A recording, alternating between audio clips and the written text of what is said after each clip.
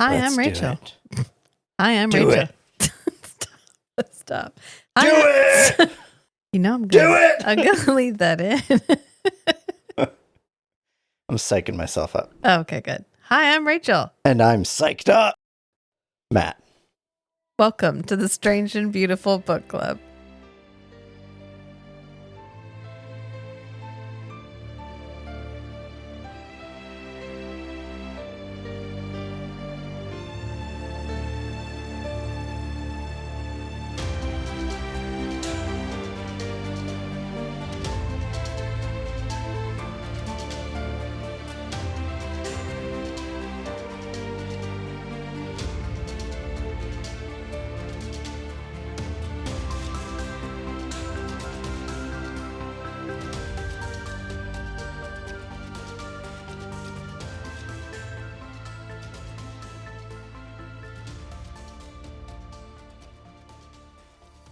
So real quick, we're going to do a spoiler-free review of The Curse of King Midas by Colleen M. Story. And as we're releasing this, the date we release it, it's available for pre-order. You can check out more information about it at Colleen's website, which I'm going to stick in the show notes. Was this an advanced reader copy? Yeah. Okay. Yeah, but it's also ColleenMstory.com. Link in the show notes. Colleen, the letter M, and then story as in a thing you tell, a tale you tell, story.com. I'm going to put it in the show notes. Yeah. So you can find out more information about when it's going to be released. But we did get an advanced reader copy and we read it, and we're going to do a quick spoiler-free review. And then we're going to have a cool interview with Colleen M. Story herself. And so stick through the spoiler-free review. Stay tuned. Don't touch that dial. Even when we were kids, there were no dials. Why was it still I don't had touch dials. that? I mean, there were, but they were like old TVs. I guess. Yeah. My grandma only had a dial on one TV, and it was the TV on top of the TV. You remember that, like, the broken TV became the next TV's TV stand? And then all the other ones had the little open, like you folded open the little cabinet, and inside were the buttons. Mm-hmm. And we had one that we had to turn on with a popsicle stick because the button had fallen out. So we had to stick the popsicle stick in the hole, turn the TV on. I think that explains a lot about me, actually. But on our way back to this book, it's called The Curse of King Midas. And I think this one was really interesting, and we picked it to review because it is not actually a retelling of the Greek myth of Midas. Colleen frames this more as a story about the real-life King Midas with fantastical elements. So it's a fantasy story, but it is not just a straight retelling of the King Midas Greek myth. Right. So when Rachel, I guess, introduced this request to me, the thing it reminded me of was this book series called The Golden Wolf by Linnea Hartsoiker. And it's like I think it fits the historical fiction category, where it's a fairly historically accurate, dramatic telling of the story of Harold Fairhair, or they called him Golden something, I think, in her books, through the eyes of his like main advisor. And there's some like hints at the supernatural, but there's no like direct manifestations of deities or anything that directly interact with the plot. And so that's because it kind of fits with a historically accurate, dramatic narrative.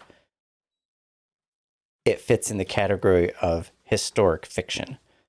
But Colleen, I would say this is more historical fantasy. Right. Yeah. Colleen didn't really want to go that route.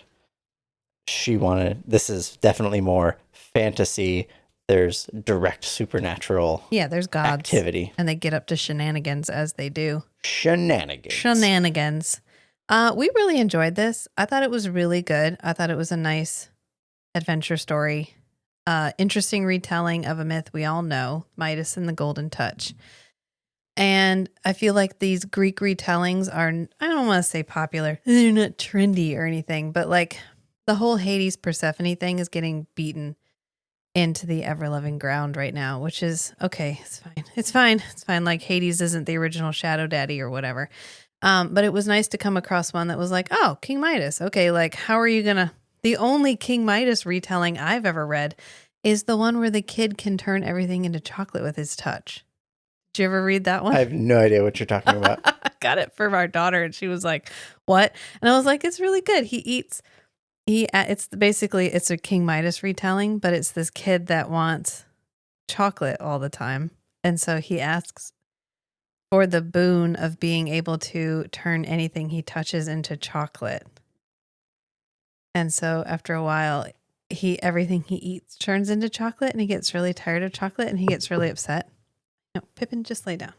Anyway, King Midas is kind of the classic tale of like, you ask for a thing that on the surface seems like it's going to be this really beneficial thing, and in the end, it's actually a curse. So it's your typical like twisted wish fulfillment.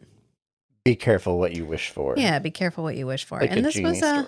this was a really good take on it, and I think she does a really good job of giving us some really interesting characters that aren't just like, well, I think that it'd be really cool to have a lot of money. It's like, no, I have like a kingdom that I'm running. Because King Midas was a Phrygian king. Right. So this isn't a retelling of the Greek story. Right. This is based on some new historical information for like actively ongoing archaeology in Turkey. Yes. That is uncovering a lot of new information about the actual King Midas and his actual king, Gordium. Gordium, yeah.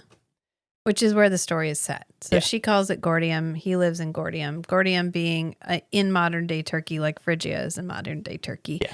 And so we don't get the Greek gods. We get some new kind of cool gods. Like we get two main gods, Kataya, and I'm going to go with Denisia. Denisia. Colleen is currently working on the audiobook, so I've only seen it written. And one is like sort of our dark goddess, our death goddess, and the other one's kind of living things, growing things. And they are kind of our two main power players throughout the entire book, one willingly, one somewhat unwillingly. In the Greek myth, Dionysus is the one who curses Midas. Okay. And so Denisia becomes our Dionysus type character. Mhm. And then Silenus, Silenus, Silenus. He's in the original Greek myth. He's a satyr, though. He gets, it's how Midas gets all wrapped up in it. But what is kind of new is this kind of cool, like political intrigue. Countries are at war. We pick up with Midas really early at the beginning. He's a child, and his name is Karem, Karem probably. Mhm. And his mother is killed and his daughter is kidnapped by Sargon, who is another historical figure that she pulled from archaeological evidence, I guess, who would have been like a modern day antagonist of King Midas. And Karem ends up becoming King Midas. We find that out pretty quickly. That's not that big of a spoiler, because he wants to get his sister back because Sargon stole his sister. Right. And that sets the stage for all of this interaction, kingdoms against kingdoms. Yeah. Vying for land. Yeah. And we have some pretty cool characters. Anchurus, who is Midas's son, and then Zoe, our like plucky, fun daughter character who invents stuff, which I was reading the Stormlight Archive at the same time. And all the women in the Stormlight Archive are like the inventors and the scientists and the historians. And so when she came with the crane, I got a little bit like, okay, like what book series am I reading right now? So she's a pretty cool character. And then we have the three advisors who are Faustus, Aster, and Xander, or she just writes them as Fax, Fax. And so there's one part where they're like, fax wants to come in, or we're getting a fax or something. And I was like, yes, that was a little bit confusing. I was like, oh, wait a minute. Oh, okay. And then one of them only speaks in opposites. So Aster, everything he says is actually the opposite of what he means. I don't know if you guys can hear Pippin, but he is also very excited to talk about this book. So he's sitting on my lap and purring as loud as he can possibly purr. It's coming through while you're talking. Oh, is it? Okay, good. Well, that's what that slight rumbly sound is. So, I mean, overall, we really enjoyed this book. I think it was a nice departure from the sword and sorcery. It was a little bit sword and sorcery, but not. It was like, I'm trying to figure out how to describe this. Like, I've read a lot of the mythological retellings where we just like wholesale lift it and we're like, what if there was a lot of graphic sex? Let's write that in. And I don't know, it's okay. But this was like, okay, what if King Midas really existed? He did. We know he did. Okay, King Midas. So King Midas really existed. Cool. He was the king of Phrygia. We are actually excavating his possible tomb right now to the point where we have actually found food and recreated it based on burial evidence. Yeah, they recreated an actual feast, a funeral feast. Which looks so cool. And so what, King Midas is real, cool. Sargon is real, cool. What could have happened that would have led to this myth? What if it actually happened? What if he actually got the ability to turn anything he touched into gold? What would that look like? How would you undo it? What kind of consequences would that have? So instead of getting motivations that are like, I'm wealthy, but maybe I'm not wealthy enough, or I'm a king, but maybe I want to have more money. It's like, I am a noble person. I am a thoughtful person. I'm a good king, and I want to do what's right by my kingdom. Even though I may not be a perfect person. Right. And I see this touch of gold as a way of providing for my people and for getting the resources that I need to achieve my ultimate goal. And it's really kind of a selfless and, well, he sees it as a selfless act, but is it ultimately selfish? Because that feels like a spoiler. Well, his quest for revenge ends up being the motivation for the touch of gold. And it really lends this interesting lens to the whole, what is otherwise like a known myth, a known storyline. And I think that was a really interesting approach to take. And I think we enjoyed it a lot. And she started from there, and it's a really cool book. So anyway, go check it out. It is The Curse of King Midas by Colleen M. Story. And it's available for pre-order as we are recording this. And don't touch that dial because we're about to go talk to Colleen. Everybody ready? Hi, I'm Rachel. And I'm Matt. And I'm Colleen. Welcome to the Strange and Beautiful Book Club. Colleen, would you like to introduce yourself? Sure. I'm Colleen Story. I am a writer and a musician, a full-time freelance writer for clients during the day, and I write books at night. And then I play the French horn in area symphonies and pit orchestras just for fun. Oh, well, that's a good range of hobbies. Like get paid for writing, write for fun, play music for fun. Have you always played the French horn? The music kind of keeps me sane. I have. I've played the French horn since 4th grade. Oh, okay. Wow. I actually majored in music in college and was going to teach in the public school system, but then I found that I preferred teaching private lessons. I could teach more that way. So I went off to teach privately instead, and that's when the writing bug bit me. So I started writing, and within a few years had my first story published and got a job at a corporation as a writer. So it kind of switched my career trajectory there. Oh, wow. Oh, yeah, big change. Yeah. Yeah. So have you always been interested in history? Because we read Curse of King Midas, which is book 1 in your Midas Legacy series. And it is set way back in BC. So, and about Midas. So have you always been interested in history? Actually, no. I grew up in a family of history lovers. They were often talking about history, and I would kind of check out because I would get bored. I hear you.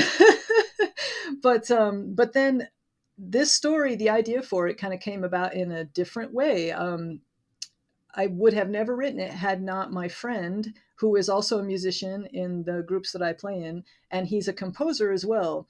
And he was toying with the idea of writing a musical on the King Midas myth, which for those who don't know is the, the King Midas and his touch of gold. He was wishing for all the gold in the world, and he was nice to an old man who turned out to be a god, and the god gave him a wish, and King Midas wished that everything he would touch would turn to gold.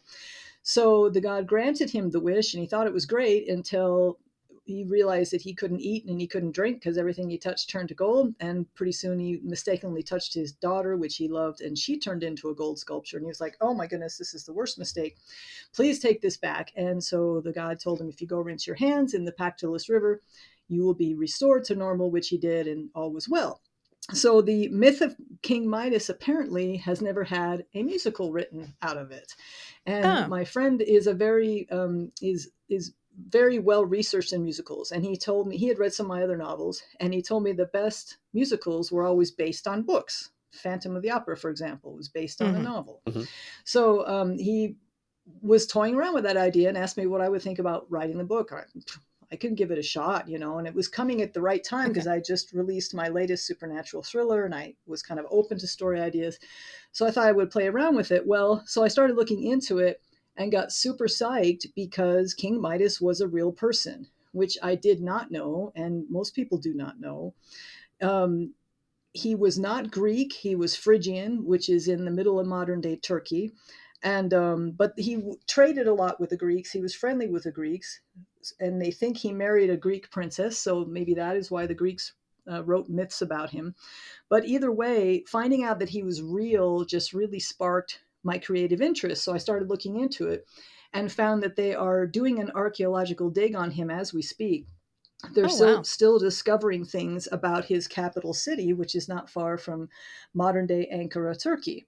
And so it was just super exciting to discover all this. So I was able to combine the history with the myth to come up with this story. And I think being able to kind of have fun with it that way and play with it, it just made the history so fascinating to me. And I think looking back, I think now, because I'm a teacher as well, that teaching young people history should be more about stories. I think too often we are, because when I grew up, I don't know about you guys, but we got a textbook, we got a chapter, we took a test. There wasn't the history didn't come to life that way, whereas it really did for me this way.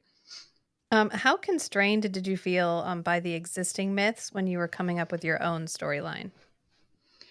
Actually, not at all, because I wanted to do what I wanted to do with it. And for me, that's the fun of writing a story. So, I don't feel like constraining myself in any way would help me create a story that readers would want to read. So I did play around with the gods and goddesses, and some readers get confused. They're like, well, this isn't a Greek goddess. Well, I kind of fashioned some of my goddesses around the Greek story, but again, King Midas was not Greek. He was Phrygian. And so I do have a note at the front of the book for readers to say, the myth came from Greeks, but King Midas himself was not Greek. There was even a reader that noticed in one of the scenes some of the food that they were eating, and she was like, well, this is not Greek food. It's like, you're exactly right. It was not Greek food because they weren't in Greece. So I was able to kind of, the Phrygians had their own gods, but we have a little less information on those, though I am going to use one of those in book 2 of the series. But no, I had a lot of fun bringing in the setting and the time, and the main rival of King Midas's is a real guy as well.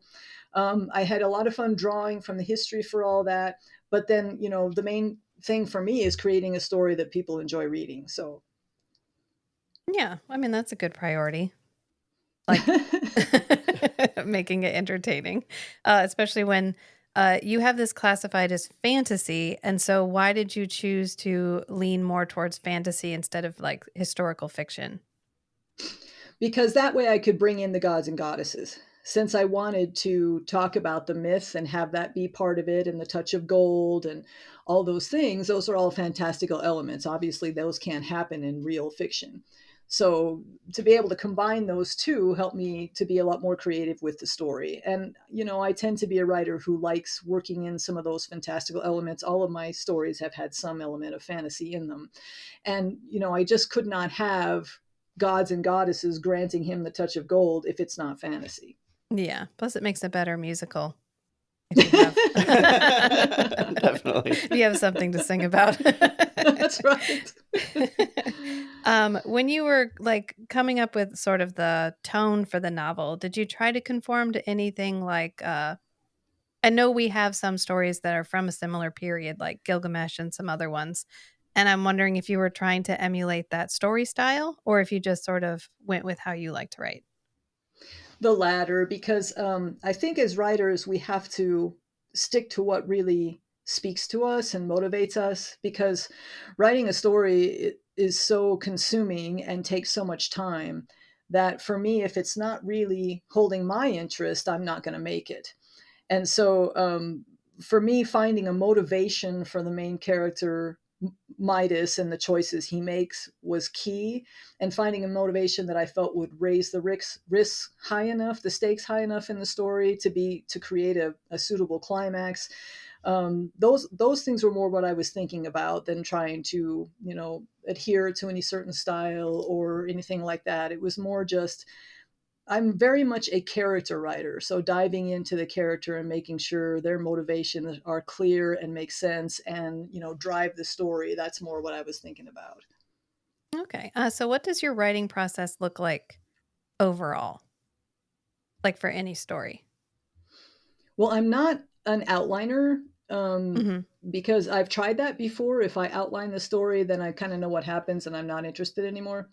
So I tend to be I tend to be what they call a pantser or a discovery writer, where I just kind of start with an idea and go from there, and then I discover the story as I go.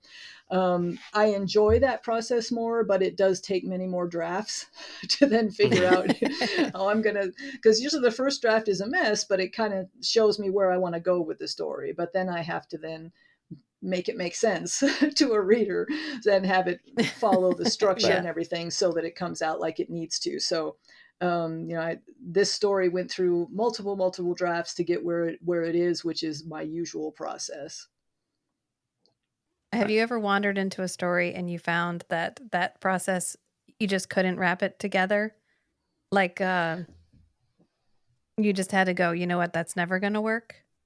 I always wonder about that for people who don't outline. Do you ever wander 3/4 of the way and you're like, never mind, I'm never going to put this together? Like my Kinda like characters are those never going to blankets. behave this way. Kind of like those blankets you crochet and then you realize there's a mistake, like in the third Yeah. line, and you have to pull it all back out. Yes. Yeah. Like that. That happened to me early on as a writer, before I really understood story structure. I had many manuscripts that I abandoned. And I think that's more because I didn't know how to tell a story than it was that the idea wasn't going to work. I think Mhm. once I realized, and I think I came to it kind of intuitively, just through practice and through lots of trial and error, and then studying a lot of story structure, what actually makes a story work. Then I have not had that happen since then. However, the story before this, my supernatural thriller, The Beached Ones, was just a headbanger for me. It took me forever to figure out how to tell that story. I knew the story I wanted to tell, but how to make it work in story form just took me forever. I actually had to put it aside for about 6 months, and I focused on another project. And then, Eureka, got hit by an idea that then ended up working out. So it just depends on the story. But so far, once I feel like I now have a handle on how to tell a story structure, then I know that eventually the story will work out, because usually I don't pursue stories that don't really pull at me. If the Yeah. idea isn't really something that just won't let go, then I usually don't pursue it. Okay, I mean, that makes sense because then you have the motivation to keep going through the rough patches. Otherwise, Right. you're going to be like, no, everybody's been sitting on the couch for 3 chapters. I can't keep going. So have you One ended up? thing an edit. Oh, I'm sorry. I was Go just going ahead. to say one thing an editor told me early on was, no sitting around and having tea.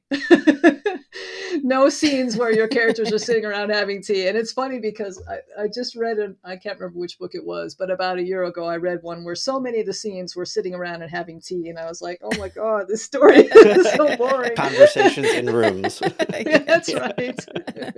So did you end up, I guess, interacting with any of the people doing this active research and archaeology on the sites? No, it's University of Pennsylvania, so it's a pretty, lofty organization. And I didn't really have any reason to reach out to them because they are regularly posting what they're finding Okay. at the Wow. dig, and they have many articles about what they're discovering, even some videos. Here's a detail that I just found out recently that was so cool. They found a tomb there in near they call it Gordium now. It was Gordium in history, and it is Gordium in my story, the capital city of Phrygia that Midas ruled from. They found a tomb there. And so they were, taking things from the tomb and getting DNA testing and all that. And through that, they found that they had a big feast when they buried this person that was in the tomb. And University of Pennsylvania people were able to pull from the DNA and find out exactly what foods they had at this funeral feast 3,000 Oh, years wow. ago. And they recreated it and actually had the dinner. I think it was for a fundraising thing. It was like it, I think it was a lamb stew and a Mediterranean salad, and then the type of alcohol mead that they had then. And there was even a brewery that created the King Midas ale or something. I forget what they called it. I was so wishing I could get a hold of that Yeah. to try it out, but I guess they can't ship beer, or there's something illegal or something. But Wow. yeah, but it looks really cool. The bottle it was really neat. So yeah, I mean, those kind of details I've just kind of been following as they've been releasing those. Yeah, I love it when they do that because you're right. We think of story as history is very static, whereas throughout history we would have interacted with our history as more of a story. And so when you Yeah, create like a meal like that, it becomes a story, and that ends up really cool. So for sure. yeah, And helps people relate, I think, so much better. yeah, because I was just reading a thing about King Arthur, which is interesting. We were reading Midas, and then I read this other one about Arthur at the same time, and how he was a real king, but he was sort of a lost in antiquity king. And then the women at court wanted stories, and so they started making up stories about Arthur. And so Arthur was like the original book boyfriend, like the romance hero, he went off and That's did dashing perfect. deeds, and he fell in love, and of course there's a lot of cheating because there would have been a lot of cheating because all these people were married for political reasons, and so they would have totally understood the Yep. idea of you have your side piece for fun but you marry for position. And I just thought that was so interesting, the idea of like we think of these people as very stodgy and static, and yet they were just like us. They wanted romance stories and It's book so true, boyfriends. and it's so true. And that's one thing I saw too as I was doing the research, because the setting of this book is one of the most challenging things to write. How did they do these everyday things? And in my discoveries there, I mean, for instance, this fancy wooden lock that they created, they've actually recreated that on YouTube. I found the video for it. But this latch and lock, and it had all these notches in the wood that they used to make a very secure lock. And we think we're so technologically advanced, but you see these things and you realize these people were just as smart, just as creative, just as inventive. They just didn't maybe have the raw materials or the technology we do today, but they certainly were just as actively creating those types of things as we are now. Yeah. Yeah. So, in the introductory email that I got, your publisher mentioned that you have been involved in various forms, quote, of publishing. So, what various forms of publishing have you explored throughout your career? Well, I'm what you would call a hybrid author. I've been traditionally published and self-published, so I think that's probably what they meant. Do you have like a pros and cons for either one? I think Like, both are, yeah, there are definitely pros and cons to both. I mean, early on, I really wanted that traditional publishing contract because I didn't know if, my stories were good enough to publish or not. I wasn't one of those people who was confident enough to put out a story without getting that validation from someone that I thought, really knew the business. So that was important for me to get originally. And so that kind of gave me a step into my career, each traditional publishing contract that I received. And then gradually learned, about the business. And you say the pros and cons. If a traditional publisher picks you up, I think the biggest benefit is they invest in producing that book. So they pay for cover design, editing, proofreading, production, and sometimes at least some marketing, though a lot less than people would think. So that burden of the expense of producing the book, they take off of you. And I've also learned that all of the publishers I've worked with, which has been 3 so far, they have had really great editing departments. And I've learned a lot from their editors. And so I've really appreciated that. Self-publishing I got into because the platform that I had started early on ended up kind of being directed toward helping other writers. And through the success of that platform, I ended up writing some nonfiction books for writers. And those, it made more sense to me to self-publish because I didn't want to propose a nonfiction book to a publisher and then have them tell me what to do differently with it. Because I knew my audience at that point. I knew what they were asking for. So that's when I kind of jumped into self-publishing, was with those, and really enjoyed. With that, you have so much more control over how you want the book to appear and what you want to have in it. But you do then have all the expense for editing and cover design and marketing and everything else, which I always wanted to do as good a job as I could on my books. So that can be definitely prohibitive for many people. And for me, it was like scraping pennies and working extra hard to get all that together, because to pay for quality editing is significant. Yeah. So, there's advantages to both. I think one other thing, the whole control aspect of it, the more that I learn about publishing, the more I feel that depending on the publisher, they can sometimes make mistakes. Like maybe the cover they choose for your book isn't the one that would be best for your genre, but you don't have the final say. They have a marketing department, and hopefully their marketing department knows, but sometimes maybe not. So being able to have more control of that, and trying to do my own research now and try to match the genre and those kind of things, I feel also are advantageous for being self-published. Do you have any just quick tips or tricks for aspiring authors, people that are thinking about getting started writing, but maybe haven't gotten themselves motivated or for whatever reason can't sit down and do it, like time management or workflow? I talk about a lot of that on my website. It's all about mental, emotional, physical wellness as a writer, and obviously time management is a huge part of that. Quick tips, let me see. If you're a writer just starting, I would say try to block out 15 minutes a day where you sit down and write. A lot of people find more than that to be difficult. And the reason it's often difficult is because we think what we're going to write is going to be bad.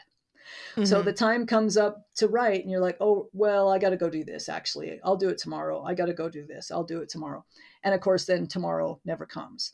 So we all have to eventually face the blank page. And that takes courage. It's hard. And there's a resistance there. So I've suggested people just do 15 minutes and be willing to write bad.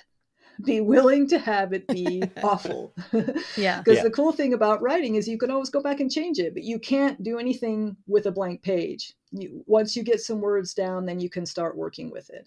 So it's trying to get over that initial resistance, that initial fear, to actually start getting started. Because once you start putting some words down, typically your excitement about the story will take over. And then you'll find it easier to go back and do more the next day. What other projects are you working on right now, or do you have coming up? Right now, I'm knee deep in book 2. of the Midas Okay. Legacy. So the first draft is done, and I'm going back and working on that now. I'm not sure yet when that will release, but it's coming along well, and that's kind of where my focus is on my writing. I do think I'll be doing another nonfiction book before long, but so far all of my focus is on the fiction, and I haven't been able to divide that yet. Some days I Yeah. think it would be nice to be able to be doing both at the same time, but with my schedule right now, it's not happening. So the book 2 on Midas is my focus, and I'm also in the middle of creating the audiobook for book 1. Okay. Where can people find you? You've mentioned your I am website a couple times. Yes, that's my main author hub. That is at ColleenMStory.com. It's just my name, Colleen, M as in Mary, story like a book.com. And then my site for writers is writing and wellness and spelled out.com. Okay, we can put some links in the show notes. Yeah, we'll definitely put links in the show notes. I appreciate that. Did you have anything else you wish I'd asked you?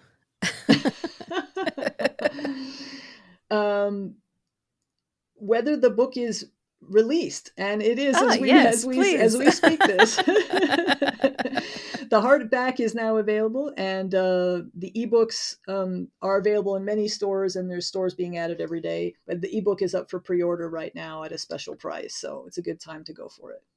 I saw you had a signing coming up at a Barnes and Noble, so people can buy it in like a traditional bookstore. Yes, that's going to be in Grand Junction, Colorado on July 27th from 2 to 4. And I'm also doing an event here in my local area at the Winnie and Moe's bookstore, which is a downtown bookstore. They're one of those bookstores you love. I don't know if you guys have one of these, but they are really involved with the community, and they're always doing things with local artists. It's really cool. So I'm doing an event there where I'm telling a lot more about the real King Midas and what he was like and who his rivals were and where he lived and what they're learning about him now. So I'm going to be doing an event there on June 7th at 6:30. Well, that's good. Are you doing anything? You're just in Idaho, Colorado. Are you headed to the East Coast at any time, or? I wish.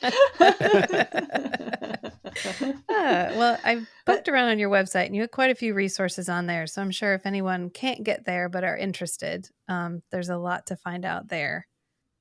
Yeah, I'm sure I'll be sharing about it on the blog once those events are over. I usually do. Yeah. Well, thank you so much for coming to chat with us, and we Thank enjoyed you your guys. book. Oh, thank you. Yeah, I haven't read a historical. We have another podcast where I read a lot of what is called romantasy right now, where it's like yes, I've heard of romance heavy it's fantasy. Exploding. And so it was nice to read something that wasn't. I like it just fine, but sometimes I need a break from all the gazing into each other's eyes and whatnot. So. Well, there is a little bit of that in Midas, but you're right. It's not the main focus. Yes, just enough. It was good. It was like a sprinkle. But thank you very much, Colleen, for coming on. We appreciated it. It was fun. Thank you fun guys so chatting much. with you. Appreciate you. Thank you.